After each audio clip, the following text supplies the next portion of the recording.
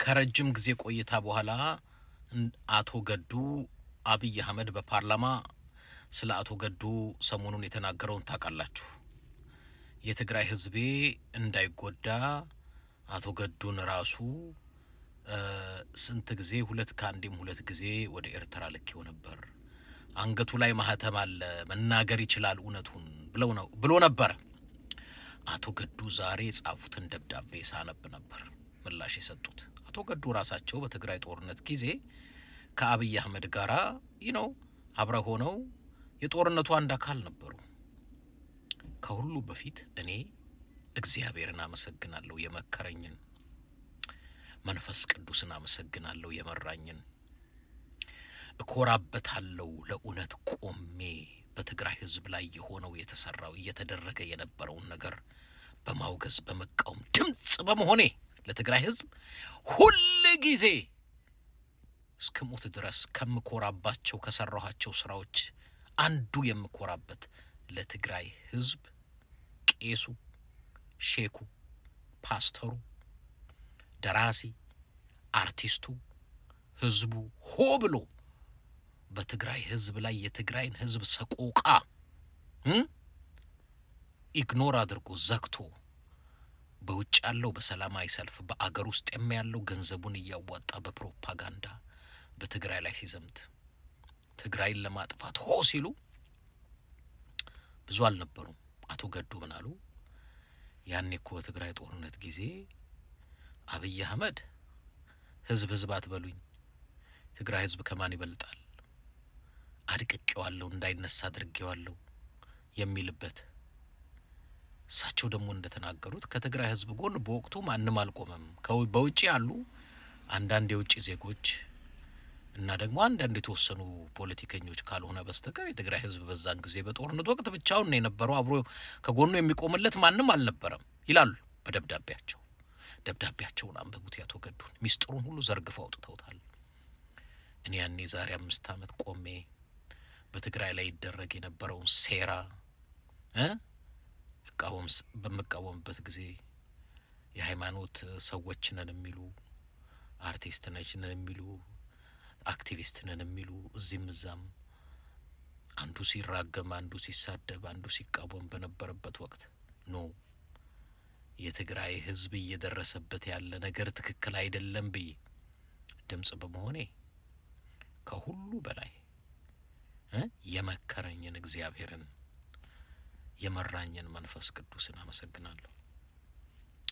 በህይወቴና በእድሜ ዘመኔ ሁሉ ከምኮራበት ነገር ያኔ ኢትዮጵያ ውስጥ ያለ እዚህም እዛም ያለ እንዳልኳችሁ የፖለቲካ ሰው፣ አክቲቪስት፣ ጋዜጠኛ፣ አርቲስት፣ ደራሲ፣ ዘፋኝ፣ ሼክ፣ ፓስተር፣ ቄስ፣ ደብተራ፣ ቆሎ ተራ፣ ሚስማር ተራ ሁሉ ተሰብስቦ ገንዘብ እያዋጡ በፕሮፓጋንዳ በውጭም ያሉ ሰላማዊ ሰልፍ እየወጡ የትግራይ ህዝብ ሰቆቃ መከራ እንዳይደመጥ ሆ በሚሉበት ወቅት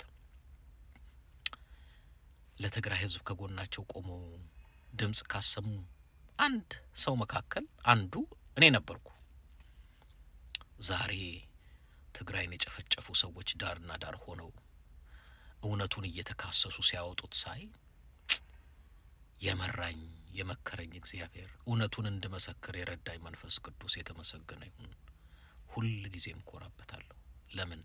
ለእውነት በመቆሜ በታሪክ አጋጣሚ በተሳሳተ እና ለተሳሳተ ዓላማ ሳይሆን ለእውነትና ለህዝብ ቆሜ ምስክር መሆኔን ደስ ይለኛል። አቶ ገዱ ሚስጥሩን ዘርግፈው አውጥተውታል። ለእውነት መስክረዋል። እንድታዳምጡት አደራ እላለሁ። እኔም በዩቲዩብ ፔጅ ላይ አጋራዋለሁ፣ በፌስቡክ ፔጅ ላይ አጋራዋለሁ። እሳቸው ሲናገሩ ማንም አልነበረውም። አብይ አህመድ እንደነገረኝ እንግዲህ ለማህተሙ እንግዲህ ገዱ በህይወት አለ ይመስክር ካለኝ አብይ አህመድ የትግራይ ህዝብ ከማን ይበልጣል፣ አድቅቀናቸዋል፣ እንዳይነሱ አርገናቸዋል ነበር ይለኝ የነበረው አብይ አህመድ አሉ አቶ ገዱ አንዳርጋቸው። ደብዳቤውን ባካችሁ ሁላችሁም እንድታዳምጡት። እዛ ላይ የዘረገፉት ሚስጥር ቀላል አይደለም።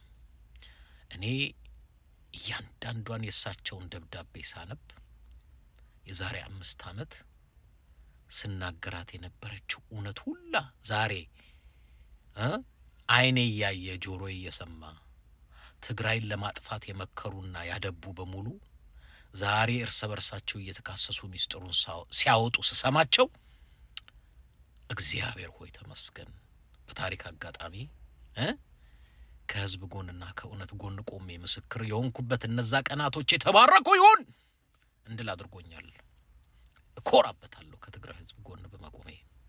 ሀቅ ነበራቸውና እውነት ነበራቸውና እንደ ህዝብ ልታጠፏቸው ከምድር ገጽ አብራችሁ ሃይማኖተኛ አልቀራችሁ፣ ደራሲ አርቲስት አልቀራችሁ፣ የህዝቡ ማጨብጫቢዎች አልቀራችሁ፣ በውጭ ያላችሁ አልቀራችሁ፣ በውስጥ ያላችሁ አልቀራችሁ። ዛሬ ግን እዛው ድርጊት ላይ የተሳተፉ ራሳቸው አንዱ በፓርላማ አንዱ አሜሪካ አንዱ አስመራ ሆነው እውነቱን እያወጡት እናዛ እናገራቸው የነበራቸው ነገሮች በሙሉ ራሳቸው ምስክር በህይወት እያሉ ይሄን ማየቴና መስማቴ። አብዛኛዎቻችሁ ግን በኢትዮጵያም ውስጥ የምትኖሩ ከውጭም የምትኖሩ በራሳችሁ ልታፍሩ፣ በአብዛኞቻችሁ እጅ ላይ ደም አለ። የትግራይ ህዝብ ደም አለ። የንጹሃኑ ደም አለ። ምንም የማያውቀው ቆሎ የምትሸጠው እንጀራ የምትሸጠው እናት ስትቀጠቀጥ፣ አሮጊት እናቶች ሲደፈሩ፣ እንጀራ እንዳይበሉ መንገድ ሲታጠር፣ መድኃኒት አይገባም፣ ባንክ አይሰራም፣ ፕሌን አይበርም፣ ኢንተርኔት የለም፣ ስልክ ተቆርጦ በጨለማ ምንም አይገባም አይወጣም በሚባልበት ሰዓት ድምጻችሁን ያላሰማችሁ አንዳንዶች በፕሮፓጋንዳ አንዳንዶች በዝምታ ትግራይን ያጠቃችሁ ለናንተ ወየውላችሁ። እጃችሁ ላይ ደም አለ።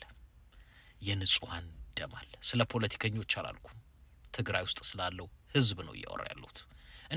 እነሱስ ይላሉ አንዳንዶች፣ እያወራው ያለሁት ትግራይ ውስጥ ስላለችው አደይ አቦይ ህፃናት እናቶች፣ ፖለቲካ ማያውቁ፣ ጦርነት ማያውቁ፣ ምንም ማያውቁ፣ በቤታቸው አንዳንዶቻቸው መድኃኒት አጥተው ምግብ አጥተው ተሰቃይተው የሞቱ ሴቶቻቸው 135,000 በላይ የተደፈረባቸው ዛሬ ደግሞ ተፈናቅለው ተበታትነው እናት ልጅ አባት ኬትና የት እንኳን እንዳይባል ስልክና መስመር ሁሉ በጨለማ ተዘግተው አንዴ በድሮን አንዴ በጀት አንዴ በሄሊኮፕተር አንዴ በአንቶኖቭ አንዴ በታንክ አንዴ በሰራዊት ሲቀጠቀጡ ሲጨፈጨፉ መሬታቸው ሲነጠቅ ሀብታቸው ሲዘረፍ ንብረታቸው ሲወድም አየር ኃይሉ ትዝ ይላችኋል።